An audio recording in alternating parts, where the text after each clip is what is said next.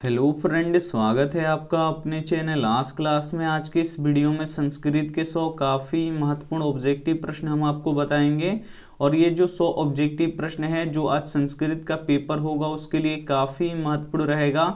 और जो भी बच्चे इस 100 ऑब्जेक्टिव प्रश्न को काफ़ी अच्छी तरीके से पढ़ लेते हैं, याद कर लेते हैं, तो उनका एक भी प्रश्न नहीं छूटेगा। तो प्लीज़ आप लोग वीडियो को शुरू से लेकर अंत तक देखिएगा। और चैनल को सब्सक्राइब नहीं किए हैं तो चैनल को सब्सक्राइब भी कर लीजिएगा। साथ में बेल आइकन को ऑल पे दबा लीजिएगा ताकि जब भी क्लास हो तो आपके पास नोटिफिकेशन पहुंचता रहे। तो आइए शुरू करते हैं पहले नंबर प्रश्न से। तो पहला नंबर प्रश्न है कि नीतिकार आलस्य को क्या मानते हैं। काफी महत्वपूर्ण प्रश्न है कि नीतिकार आलस्य को क्या मानते हैं, तो शत्रु मानते हैं। इसे आपको याद रखना है, यानी यहाँ पे बी ऑप्शन क्या हो जाएगा, यहाँ पे बिल्कुल ही सही हो जाएगा। ये देखते हैं अगला प्रश्न दो नंबर प्रश्न है कि एशिया का सबसे बड़ा पुल किस नदी पर है। काफी महत्वपूर्ण प्रश्न है 2 नंबर भी कि एशिया का सबसे बड़ा पुल किस नदी पर है। तो एशिया का सबसे बड़ा पुल गंगा नदी पर है, इसे आपको याद रखना है। यानी यहाँ पे ए ऑप्शन क्या हो जाएगा, यहाँ पे बिल्कुल ही सही हो जाएगा। एक प्रश्न ये भी पूछा जाता है कि एशिया का सबसे बड़ा पुल कौन सा है, तो यहाँ पर देखिए एशिया का सबसे बड़ा पुल गांधी सेतु है, तो ये भी साथ में आपको याद रखना है। ये देखते हैं अगला प्रश्न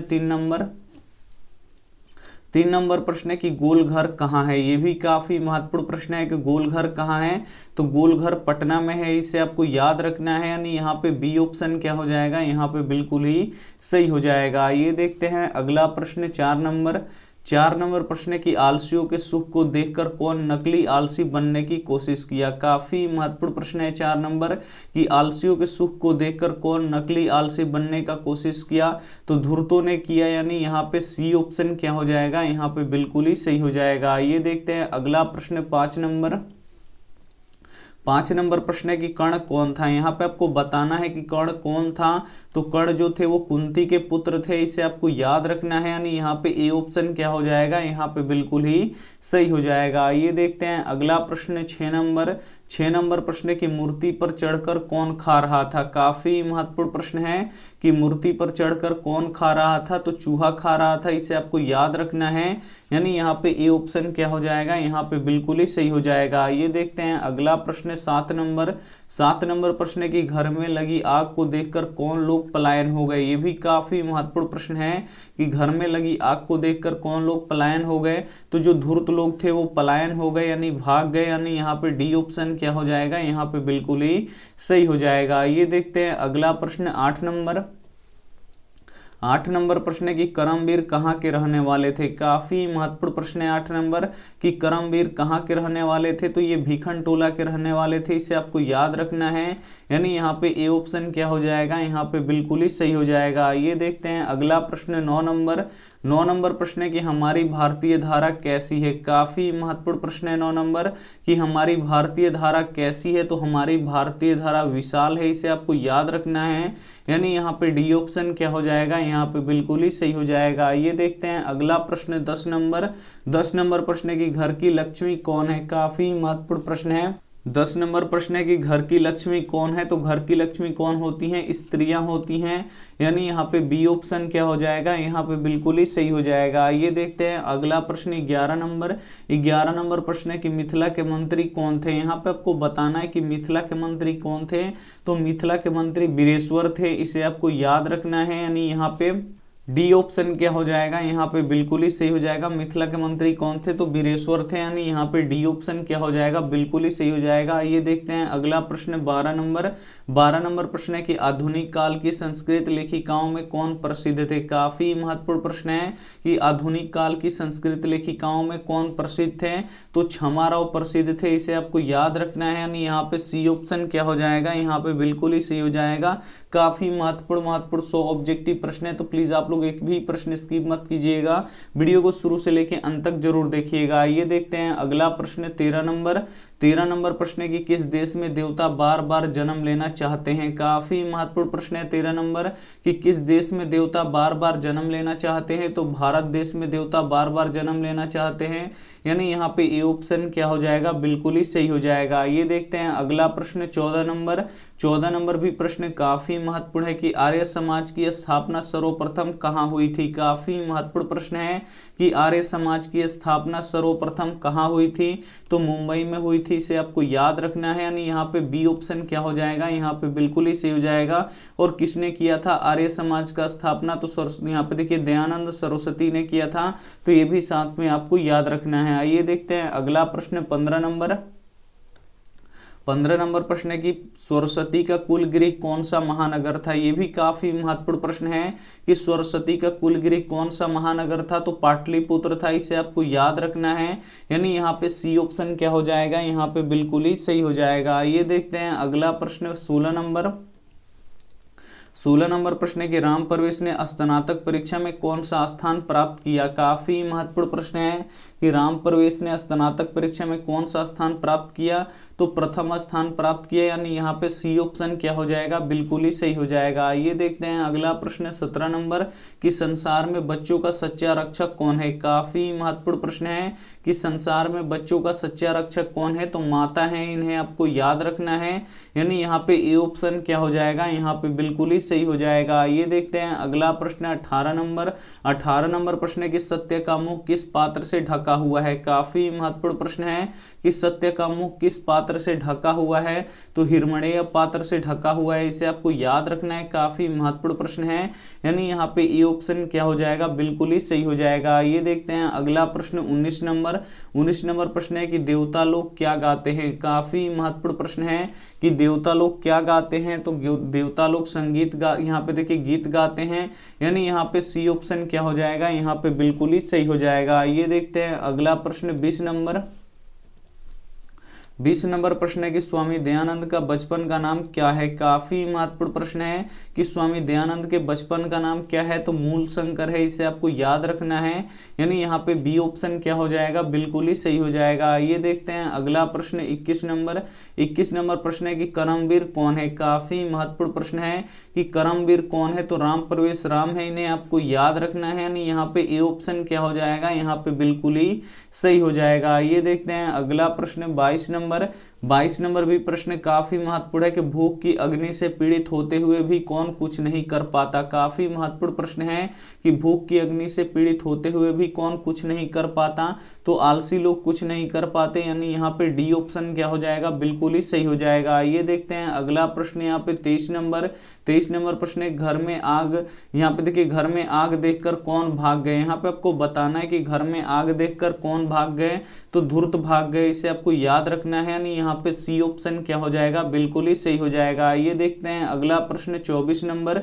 24 नंबर प्रश्न है कि सबों में क्या होनी चाहिए? काफी महत्वपूर्ण प्रश्न है कि सबों में क्या होनी चाहिए? तो सबों में देशभक्ति होनी चाहिए, इसे आपको याद रखना है। यानी यहाँ पे बी ऑप्शन क्या हो जाएगा? यहाँ पे बिल्कुल ही सही हो जाएगा। ये देखते हैं अगला प्रश्न 25 नंबर। 25 नंबर प्रश्न है कि विवाह संस्कार के अंतर्गत कौन नहीं आता? काफी महत्वपूर्ण प्रश्न है।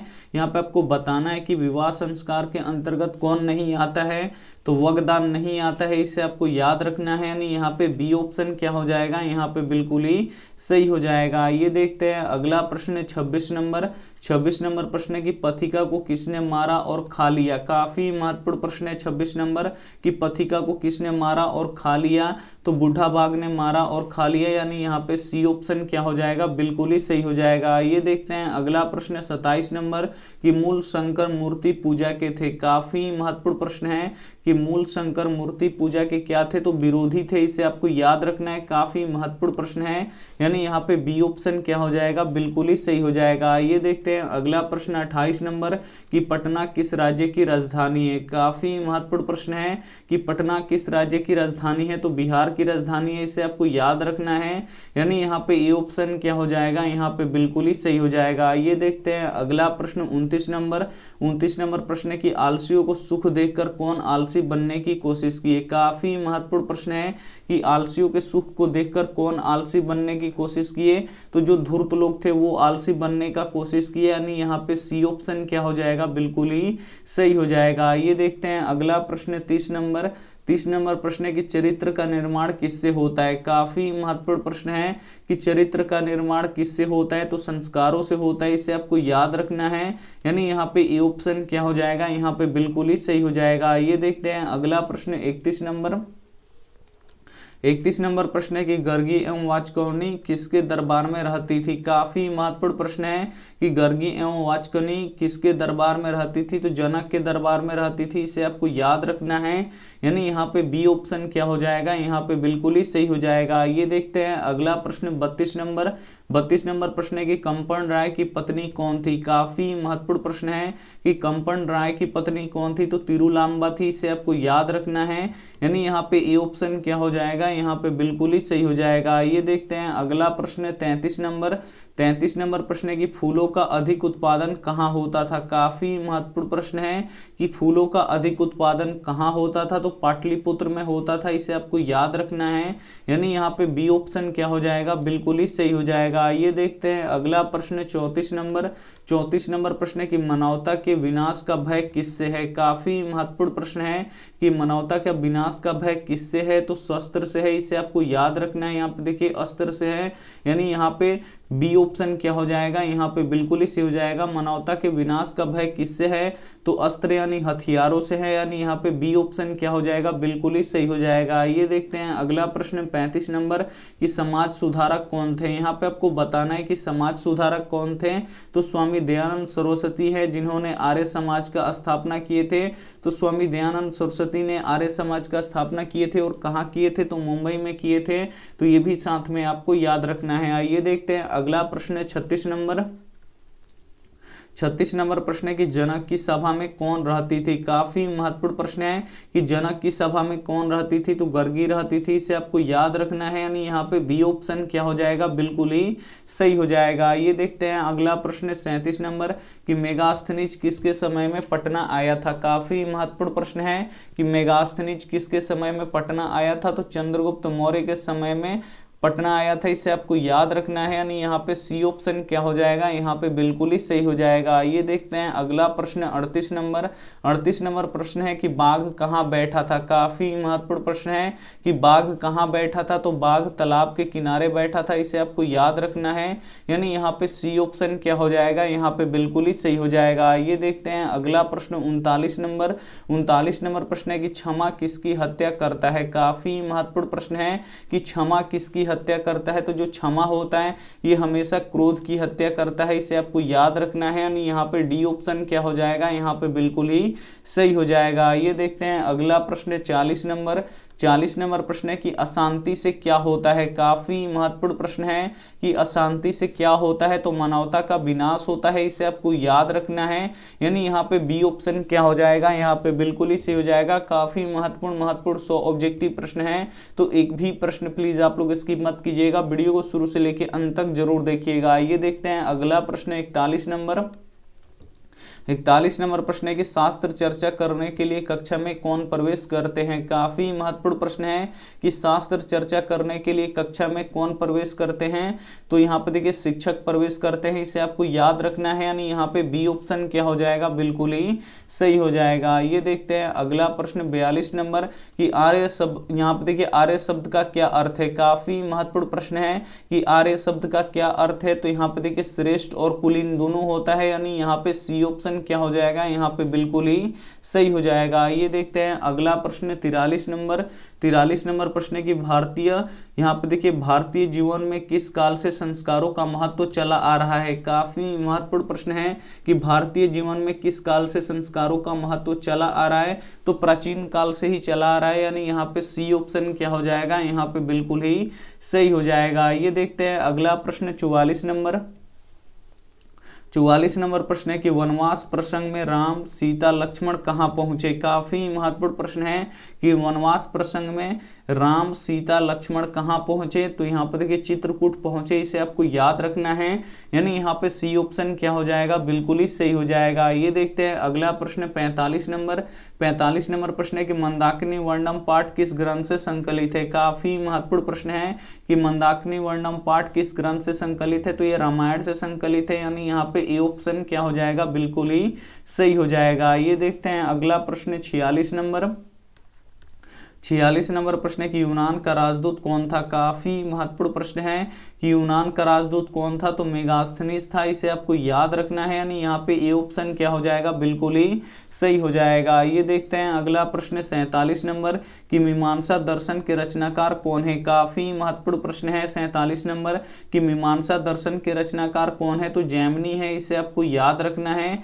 यानी यहाँ पे ए ऑप्शन क्या हो जाएगा, बिल्कुल ही सही हो जाएगा। ये देखते हैं अगला प्रश्न 48 नंबर कि स्वामी दयानंद ने किस नगर में आर्य समाज की स्थापना की। काफी महत्वपूर्ण प्रश्न है कि स्वामी दयानंद ने किस नगर में आर्य समाज की स्थापना की, तो मुंबई में की है। इसे आपको याद रखना है, यानी यहाँ पे बी ऑप्शन क्या हो जाएगा, बिल्कुल ही सही हो जाएगा। ये देखते हैं अगला प्रश्न 49 नंबर प्रश्न है कि यह निर्मल मातृभूमि कैसी है। काफी महत्वपूर्ण प्रश्न है कि यह निर्मल मातृभूमि कैसी है, तो वत्सला है। इसे आपको याद रखना है, यानी यहाँ पे बी ऑप्शन क्या हो जाएगा, बिल्कुल ही सही हो जाएगा। ये देखते हैं अगला प्रश्न 50 नंबर प्रश्न है कि पटना का इतिहास कितना साल पुराना है। काफी महत्वपूर्ण प्रश्न है ये भी कि पटना का इतिहास कितना साल पुराना है, तो 2500 वर्ष पुराना है, यानी यहाँ पे ए ऑप्शन क्या हो जाएगा, यहाँ पे बिल्कुल ही सही हो जाएगा। ये देखते हैं अगला प्रश्न 51 नंबर प्रश्न है कि दलितों ने हिंदू समाज का तिरस्कार करके क्या किया। काफी महत्वपूर्ण प्रश्न है कि दलितों ने हिंदू समाज का तिरस्कार करके क्या किया, तो धर्मांतरण किया। इसे आपको याद रखना है, यानी यहाँ पे ए ऑप्शन क्या हो जाएगा, बिल्कुल ही सही हो जाएगा। ये देखते हैं अगला प्रश्न 52 नंबर प्रश्न है कि स्वामी दयानंद की शिक्षा की शुरुआत किस भाषा से हुई। काफी महत्वपूर्ण प्रश्न है कि स्वामी दयानंद की शिक्षा की शुरुआत किस भाषा से हुई, तो संस्कृत भाषा से हुई। इसे आपको याद रखना है, यानी यहाँ पे सी ऑप्शन क्या हो जाएगा, बिल्कुल ही सही हो जाएगा। ये देखते हैं अगला प्रश्न 53 नंबर भी प्रश्न काफी महत्वपूर्ण है कि अंत्योदय संस्कार कब होता है। काफी महत्वपूर्ण प्रश्न है कि अंत्योदय संस्कार कब होता है, तो मरने के बाद होता है। इसे आपको याद रखना है, यानी यहाँ पे ए ऑप्शन क्या हो जाएगा, यहाँ पे बिल्कुल ही सही हो जाएगा। ये देखते हैं अगला प्रश्न 54 नंबर प्रश्न है कि मंदाकिनी वर्णम पाठ किस ग्रंथ से संकलित है, तो ये रामायण से संकलित है, यानी यहाँ पे ए ऑप्शन क्या हो जाएगा, बिल्कुल ही सही हो जाएगा। आगे देखिए यहाँ पे 55 नंबर प्रश्न है कि धर्म की रक्षा किससे होता है। काफी महत्वपूर्ण प्रश्न है 55 नंबर कि धर्म की रक्षा किससे होता है, तो सत्य से होता है। इसे आपको याद रखना है, यानी यहाँ पे ए ऑप्शन क्या हो जाएगा, बिल्कुल ही सही हो जाएगा। ये देखते हैं अगला प्रश्न 56 नंबर प्रश्न है कि निरुक्त का क्या कार्य होता है। काफी महत्वपूर्ण प्रश्न है 56 नंबर कि निरुक्त का क्या कार्य होता है, तो वेदार्थ बोध होता है, यानी वेद का बोध कराना होता है, यानी यहाँ पे बी ऑप्शन क्या हो जाएगा, यहाँ पे बिल्कुल ही सही हो जाएगा। ये देखते हैं अगला प्रश्न 57 नंबर प्रश्न है कि उपनिषद के रचनाकार कौन है। काफी महत्वपूर्ण प्रश्न है कि उपनिषद के रचनाकार कौन है, तो वेद व्यास है, इन्हें आपको याद रखना है, यानी यहाँ पे डी ऑप्शन क्या हो जाएगा, बिल्कुल ही सही हो जाएगा। ये देखते हैं अगला प्रश्न यहाँ पे 58 नंबर प्रश्न है कि सरस्वती का कुलगृह कौन सा नगर है। काफी महत्वपूर्ण प्रश्न है कि सरस्वती का कुलगृह कौन सा नगर है, तो पाटलिपुत्र है। इसे आपको याद रखना है, यानी यहाँ पे सी ऑप्शन क्या हो जाएगा, बिल्कुल ही सही हो जाएगा। ये देखते हैं अगला प्रश्न 59 नंबर प्रश्न है कि पटना के किस दिशा में गंगा बहती है। काफी महत्वपूर्ण प्रश्न है कि पटना के किस दिशा में गंगा बहती है, तो पटना के उत्तर दिशा में गंगा बहती है। इसे आपको याद रखना है, यानी यहाँ पे ए ऑप्शन क्या हो जाएगा, बिल्कुल ही सही हो जाएगा। ये देखते हैं अगला प्रश्न 60 नंबर कि अणु से सूक्ष्म क्या है। काफी महत्वपूर्ण प्रश्न है कि अणु से सूक्ष्म क्या है, तो अणु से सूक्ष्म आत्मा होता है। इसे आपको याद रखना है, यानी यहाँ पे डी ऑप्शन क्या हो जाएगा, बिल्कुल ही सही हो जाएगा। काफी महत्वपूर्ण 100 ऑब्जेक्टिव प्रश्न है, तो एक भी प्रश्न प्लीज आप लोग स्किप मत कीजिएगा, वीडियो को शुरू से लेकर अंत तक जरूर देखिएगा। और ये जो 100 ऑब्जेक्टिव प्रश्न है काफी महत्वपूर्ण प्रश्न है, ये आज जो परीक्षा होगा उसके लिए, तो इसमें से जो भी प्रश्न आपको याद ना हो तो उसे आप लोग याद करने का कोशिश कीजिएगा। ये देखते हैं अगला प्रश्न 61 नंबर प्रश्न है कि संसार में बच्चों का सच्चा रक्षक कौन है। काफी महत्वपूर्ण प्रश्न है कि संसार में बच्चों का सच्चा रक्षक कौन है, तो माता है, इसे आपको याद रखना है, यानी यहाँ पे ए ऑप्शन क्या हो जाएगा, बिल्कुल ही सही हो जाएगा। ये देखते हैं अगला प्रश्न 62 नंबर प्रश्न है कि पाटलिपुत्र वैभव पाठ में किस नगर का वर्णन है। काफी महत्वपूर्ण प्रश्न है कि पाटलिपुत्र वैभव पाठ में किस नगर का वर्णन है, तो पाटलिपुत्र का वर्णन है। इसे आपको याद रखना है, यानी यहाँ पे बी ऑप्शन क्या हो जाएगा, बिल्कुल ही सही हो जाएगा। ये देखते हैं अगला प्रश्न 63 नंबर। 63 नंबर प्रश्न है कि सिख संप्रदाय के 10वें गुरु कौन है। काफी महत्वपूर्ण प्रश्न है कि सिख संप्रदाय के 10वें गुरु कौन है, तो गुरु गोविंद सिंह है, इन्हें आपको याद रखना है। और इनका जन्म पटना में हुआ था, तो ये भी साथ में आपको याद रखना है। आइए देखते हैं अगला प्रश्न 64 नंबर। 64 नंबर प्रश्न है कि कर्ण किस देश के राजा थे। ये भी काफी महत्वपूर्ण प्रश्न है कि कर्ण किस देश के राजा थे, तो जो कर्ण थे वो अंग देश के राजा थे, इसे आपको याद रखना है। यानी यहाँ पे ए ऑप्शन क्या हो जाएगा, यहाँ पे बिल्कुल ही सही हो जाएगा। ये देखते हैं अगला प्रश्न 65 नंबर कि स्वामी दयानंद का जन्म कब हुआ था। काफी महत्वपूर्ण प्रश्न है कि स्वामी दयानंद का जन्म कब हुआ था, तो 1824 ईस्वी में हुआ था। यानी यहाँ पे बी ऑप्शन क्या हो जाएगा, बिल्कुल ही सही हो जाएगा। ये देखते हैं अगला प्रश्न 66 नंबर कि जन्म पूर्व कितने संस्कार हैं। काफी महत्वपूर्ण प्रश्न है कि जन्म पूर्व कितने संस्कार हैं, तो जन्म पूर्व 6, यहाँ पे देखिए 3 संस्कार हैं, इसे आपको याद रखना है। यानी यहाँ पे डी ऑप्शन क्या हो जाएगा, बिल्कुल ही सही हो जाएगा। ये देखते हैं अगला प्रश्न 67 नंबर। 67 नंबर प्रश्न है कि किसने कहा था कि पाटलीग्राम एक दिन महानगर बनेगा। काफी महत्वपूर्ण प्रश्न है कि किसने कहा था कि पाटलीग्राम एक दिन महानगर बनेगा, तो किसने कहा था, तो भगवान बुद्ध ने कहा था, इसे आपको याद रखना है। यानी यहाँ पे ए ऑप्शन क्या हो जाएगा, बिल्कुल ही सही हो जाएगा। ये देखते हैं अगला प्रश्न 68 नंबर कि कुसुमपुर और पुरुषपुर का नया नाम क्या है। काफी महत्वपूर्ण प्रश्न है। कुसुमपुर और पुरुषपुर का नया नाम क्या है, तो पाटलिपुत्र है। और पाटलिपुत्र का नया नाम क्या है, तो पटना है, तो ये भी साथ में आपको याद रखना है। यानी यहाँ पे ए ऑप्शन क्या हो जाएगा, बिल्कुल ही सही हो जाएगा। ये देखते हैं अगला प्रश्न 69 नंबर। 69 नंबर प्रश्न है कि प्रतिदिन आलसियों को भोजन कौन देता था। काफी महत्वपूर्ण प्रश्न है 69 नंबर कि प्रतिदिन आलसियों को भोजन कौन देता था, तो मिथिला के मंत्री बीरेश्वर देते थे। यानी यहाँ पे सी ऑप्शन क्या हो जाएगा, यहाँ पे बिल्कुल ही सही हो जाएगा। ये देखते हैं अगला प्रश्न 70 नंबर। 70 नंबर भी प्रश्न काफी महत्वपूर्ण है कि कुट्टी नीतम के लेखक कौन है। काफी महत्वपूर्ण प्रश्न है कि कुट्टी नीतम के लेखक कौन है, तो दामोदर गुप्त हैं, इसे आपको याद रखना है। यानी यहाँ पे बी ऑप्शन क्या हो जाएगा, बिल्कुल ही सही हो जाएगा। ये देखते हैं अगला प्रश्न 71 नंबर कि श्री राम मंदाकिनी नदी में तैरते हुए किसे देखा। काफी महत्वपूर्ण प्रश्न है कि श्री राम मंदाकिनी नदी में तैरते हुए किसे देखा, तो फूलों के समूह को देखे, इसे आपको याद रखना है। यानी यहाँ पे सी ऑप्शन क्या हो जाएगा, यहाँ पे बिल्कुल सही हो जाएगा। ये देखते हैं अगला प्रश्न 72 नंबर कि कर्ण ने कवच कुंडल किसे दान में दे दिया। काफी महत्वपूर्ण प्रश्न है कि कर्ण ने कवच और कुंडल किसे दान में दे दिया, तो भगवान इंद्र को दे दिया, इसे आपको याद रखना है। यानी यहाँ पे सी ऑप्शन क्या हो जाएगा, यहाँ पे बिल्कुल ही सही हो जाएगा। और कर्ण, यहाँ पे देखिए इंद्र, यहाँ पे देखिए कर्ण के पास क्या था, तो जन्म से ही कवच कुंडल था, और कवच कुंडल को दान में किसे दे दिया, तो भगवान इंद्र को दे दिया। तो ये सभी आपको याद रखना है, कुछ भी यहाँ पे पूछा जा सकता है। यहाँ पे देखिए 73 नंबर प्रश्न है कि भारतीय संस्कार कुल कितना है। काफी महत्वपूर्ण प्रश्न है कि भारतीय संस्कार कुल कितना है, तो 16 है, इसे आपको याद रखना है। यानी यहाँ पे बी ऑप्शन क्या हो जाएगा, बिल्कुल ही सही हो जाएगा। उसके बाद 74 नंबर प्रश्न देख लीजिए कि यज्ञवल्क्य की पत्नी का नाम क्या था। यहाँ पे आपको बताना है कि यज्ञवल्क्य की पत्नी का नाम क्या था, तो मैत्रेयी था, इसे आपको याद रखना है। यानी यहाँ पे ए ऑप्शन क्या हो जाएगा, यहाँ पे बिल्कुल ही सही हो जाएगा। यज्ञवल्क्य ने अपनी पत्नी को किस शिक्षा दी थी, तो आत्म तत्व की शिक्षा दी थी, तो ये भी साथ में आपको याद रखना है। आइए देखते हैं अगला प्रश्न 75 नंबर कि भारतीय संस्कृति का परिचय किससे होता है। तो भारतीय संस्कृति का परिचय किससे होता है, तो संस्कारों से होता है। यानी यहाँ पे बी ऑप्शन क्या हो जाएगा, बिल्कुल ही सही हो जाएगा। ये देखते हैं अगला प्रश्न 76 नंबर। 76 नंबर प्रश्न है कि मिथिला के मंत्री कौन थे, तो बीरेश्वर थे, ये रिपीट हो गया है। यानी यहाँ पे डी ऑप्शन क्या हो जाएगा, बिल्कुल ही सही हो जाएगा। ये देखते हैं अगला प्रश्न 77 नंबर। 77 नंबर प्रश्न है कि मंदाकिनी नदी किस पर्वत के निकट से प्रवाहित होती है। तो जो मंदाकिनी नदी है ये चित्रकूट पर्वत के निकट से प्रवाहित होती है, इसे आपको याद रखना है। काफी महत्वपूर्ण प्रश्न है।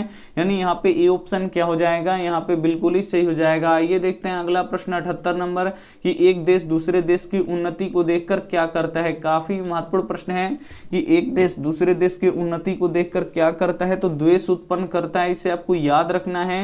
यानी यहाँ पे डी ऑप्शन क्या हो जाएगा, बिल्कुल ही सही हो जाएगा। ये देखते हैं अगला प्रश्न 79 नंबर किसके शासन काल में पाटलिपुत्र अधिक समृद्धि हुई। काफी महत्वपूर्ण प्रश्न है कि किसके शासन काल में पाटलिपुत्र का अधिक समृद्धि हुआ, तो चंद्रगुप्त मौर्य के काल में पाटलिपुत्र का अधिक समृद्धि हुआ। यानी यहाँ पे ए ऑप्शन क्या हो जाएगा, यहाँ पे बिल्कुल ही सही हो जाएगा। जाएगा। ये देखते हैं अगला प्रश्न 80 नंबर कि पथिका कहाँ स्नान करता है। काफी महत्वपूर्ण प्रश्न है कि पथिका कहाँ स्नान करता है। तो जो पथिका है ये तालाब में स्नान करता है, यानी यहाँ पे ये ऑप्शन क्या हो जाएगा, यहाँ पे बिल्कुल ही सही हो जाएगा। ये देखते हैं अगला प्रश्न यहाँ पे 81 नंबर प्रश्न की यज्ञवल्क्य की पत्नी का नाम क्या था। तो मैत्रेयी था, यानी यहाँ पे ये ऑप्शन क्या हो जाएगा, यहाँ पे बिल्कुल ही सही हो जाएगा। ये देखते हैं अगला प्रश्न 82 नंबर प्रश्न की राम प्रवेश के गांव का नाम क्या था। यहाँ पे आपको बताना है कि राम प्रवेश के गांव का नाम क्या था। तो भीखन टोला था, इसे आपको याद रखना है, यानी यहाँ पे ए ऑप्शन क्या हो जाएगा, यहाँ पे बिल्कुल ही सही हो जाएगा। ये देखते हैं अगला प्रश्न 83 नंबर प्रश्न की यह संसार किसके द्वारा अनुशासित है। काफी महत्वपूर्ण प्रश्न है कि यह संसार किसके द्वारा अनुशासित है। तो परमात्मा के द्वारा अनुशासित है, इसे आपको याद रखना है, यानी यहाँ पे सी ऑप्शन क्या हो जाएगा, यहाँ पे बिल्कुल ही सही हो जाएगा। ये देखते हैं अगला प्रश्न 84 नंबर कि क्षमा किसकी हत्या करता है। काफी महत्वपूर्ण प्रश्न है कि क्षमा किसकी हत्या करता है। तो क्षमा हमेशा क्रोध की हत्या करता है, इसे यहाँ पे डी ऑप्शन क्या हो जाएगा, बिल्कुल ही सही हो जाएगा। ये देखते हैं अगला प्रश्न 85 नंबर प्रश्न की गृहस्थ जीवन किस संस्कार के अंतर्गत आता है। काफी महत्वपूर्ण प्रश्न है कि गृहस्थ जीवन किस संस्कार के अंतर्गत आता है। तो ये विवाह संस्कार के अंतर्गत आता है, यानी यहाँ पे सी ऑप्शन क्या हो जाएगा, बिल्कुल ही सही हो जाएगा। ये देखते हैं अगला प्रश्न 86 नंबर प्रश्न की वेदों के प्रति धर्म अनुयायियों का ध्यान किसने आकर्षित किया। काफी महत्वपूर्ण प्रश्न है कि वेदों के प्रति धर्म अनुयायियों का ध्यान किसने आकर्षित किया। तो स्वामी दयानंद ने किया, इसे आपको याद रखना है, यानी यहाँ पे ए ऑप्शन क्या हो जाएगा, बिल्कुल ही सही हो जाएगा। ये देखते हैं अगला प्रश्न 87 नंबर प्रश्न है कि आग कहाँ लगाई गई थी। काफी महत्वपूर्ण प्रश्न है 87 नंबर कि आग कहाँ लगाई गई थी। तो आलसशाला में आग लगाई गई थी, यानी यहाँ पे ए ऑप्शन क्या हो जाएगा, बिल्कुल ही सही हो जाएगा। ये देखते हैं अगला प्रश्न 88 नंबर प्रश्न के सत्यार्थ प्रकाश किसकी रचना है। काफी महत्वपूर्ण प्रश्न है कि सत्यार्थ प्रकाश किसकी रचना है। तो सत्यार्थ प्रकाश स्वामी दयानंद की रचना है, इसे आपको याद रखना है, यानी यहाँ पे ए ऑप्शन क्या हो जाएगा, बिल्कुल ही सही हो जाएगा। ये देखते हैं अगला प्रश्न 89 नंबर प्रश्न की करमवीर कथा किसकी कथा है। काफी महत्वपूर्ण प्रश्न है कि करमवीर कथा किसकी कथा है। तो जो करमवीर कथा है ये एक दलित की कथा है, इसे आपको याद रखना है, यानी यहाँ पे बी ऑप्शन क्या हो जाएगा, बिल्कुल ही सही हो जाएगा। ये देखते हैं अगला प्रश्न 90 नंबर प्रश्न है कि समाज सुधारक कौन थे। काफी महत्वपूर्ण प्रश्न है कि समाज सुधारक कौन थे। तो समाज सुधारक स्वामी दयानंद थे, इसे आपको याद रखना है, यानी यहाँ पे ए ऑप्शन क्या हो जाएगा, यहाँ पे बिल्कुल ही सही हो जाएगा। ये देखते हैं अगला प्रश्न 91 नंबर कि क्या करके मनुष्य दुखी नहीं रहता है। काफी महत्वपूर्ण प्रश्न है कि क्या करके मनुष्य दुखी नहीं रहता है। तो दया करके मनुष्य कभी दुखी नहीं रहता है, यानी यहाँ पे सी ऑप्शन क्या हो जाएगा, यहाँ पे बिल्कुल ही सही हो जाएगा। ये देखते हैं अगला प्रश्न 92 नंबर कि स्वामी दयानंद ने किस धर्म का प्रचार प्रसार पर बल दिया। काफी महत्वपूर्ण प्रश्न है, यहाँ पे आपको बताना है कि स्वामी दयानंद ने किस धर्म के प्रचार प्रसार पर बल दिया। तो यहाँ पे देखिए वैदिक धर्म के प्रचार और प्रसार पर बल दिया, यानी यहाँ पे बी ऑप्शन क्या हो जाएगा, बिल्कुल ही सही हो जाएगा। 93 नंबर प्रश्न देख लीजिए कि स्वामी दयानंद थे, यहाँ पे आपको बताना है कि स्वामी दयानंद क्या थे। तो समाज उद्धारक थे, इसे आपको याद रखना है, यानी यहाँ पे डी ऑप्शन क्या हो जाएगा, बिल्कुल ही सही हो जाएगा। 94 नंबर प्रश्न देख लीजिए कि मेगास्थनीज किसके समय में पटना आया था। काफी महत्वपूर्ण प्रश्न है कि मेगास्थनीज किसके समय में पटना आया था। तो चंद्रगुप्त मौर्य के समय में पटना आया था, यानी यहाँ पे सी ऑप्शन क्या हो जाएगा, बिल्कुल ही सही हो जाएगा। उसके बाद यहाँ पे 95 नंबर प्रश्न देख लीजिए कि भारत में किस महान परंपरा को सुनाया जाता है। काफी महत्वपूर्ण प्रश्न है कि भारत में किस महान परंपरा को सुनाया जाता है। तो शास्त्रों को सुनाया जाता है, इसे आपको याद रखना है, यानी यहाँ पे बी ऑप्शन क्या हो जाएगा, यहाँ पे बिल्कुल ही सही हो जाएगा। ये देखते हैं अगला प्रश्न 96 नंबर प्रश्न है कि कणस्य दान वीरता के लेखक हैं। काफी महत्वपूर्ण प्रश्न है कि कणस्य दान वीरता किसने लिखा है। तो ये भास के द्वारा लिखा गया है, यानी यहाँ पे ए ऑप्शन क्या हो जाएगा, यहाँ पे बिल्कुल ही सही हो जाएगा। ये देखते हैं अगला प्रश्न 97 नंबर प्रश्न है कि प्राणी के हृदय रूपी गुफा में कौन विद्यमान रहता है। काफी महत्वपूर्ण प्रश्न है कि प्राणी के हृदय रूपी गुफा में कौन विद्यमान रहता है। तो आत्मा विद्यमान रहता है, इसे आपको याद रखना है, यानी यहाँ पे ए ऑप्शन क्या हो जाएगा, बिल्कुल ही सही हो जाएगा। ये देखते हैं अगला प्रश्न 98 नंबर प्रश्न है कि तालाब में स्नान करने के लिए कौन गया, तो पथिक गया, यानी यहाँ पे बी ऑप्शन क्या हो जाएगा, बिल्कुल ही सी हो जाएगा। आगे देखिए 99 नंबर प्रश्न, 99 नंबर प्रश्न, नृत्य करते हुए कौन प्रतीत होता है। यहाँ पे आपको बताना है कि नृत्य करते हुए कौन प्रतीत होता है, तो नृत्य करते हुए यहाँ पे देखिए पर्वत प्रतीत होता है, यानी यहाँ पे बी ऑप्शन क्या हो जाएगा, यहाँ पे बिल्कुल ही सी हो जाएगा। उसके बाद 100 नंबर प्रश्न देख लीजिए कि 600 संस्कार कितने होते हैं, तो 600 संस्कार 6 होते हैं, यानी यहाँ पे ए ऑप्शन क्या हो जाएगा, यहाँ पे बिल्कुल ही सी हो जाएगा। 2-4 प्रश्न रिपीट हो गया है, उसके लिए सॉरी। और ये जो 100 ऑब्जेक्टिव प्रश्न है ये बोर्ड एग्जाम के लिए काफी महत्वपूर्ण है 2021 के लिए। आज जो परीक्षा होगा संस्कृत के लिए काफी महत्वपूर्ण है, तो आप लोग को इसमें से जो भी प्रश्न आपको याद नहीं है तो उससे आप लोग याद करने का कोशिश कीजिएगा। और वीडियो को अभी तक आप लाइक नहीं किए तो प्लीज आप लोग वीडियो को लाइक कर दीजिएगा। चैनल को सब्सक्राइब नहीं किए तो चैनल को सब्सक्राइब भी कर लीजिएगा। साथ में बेल आइकन को ऑल पे दबा लीजिएगा ताकि जब भी क्लास हो तो आपके पास नोटिफिकेशन पहुंचता रहे। थैंक यू फॉर वॉचिंग, मिलते हैं अगले वीडियो में, तब तक अपना ध्यान रखिए, मन लगा पढ़ाई कीजिए, टेक केयर एंड बाय।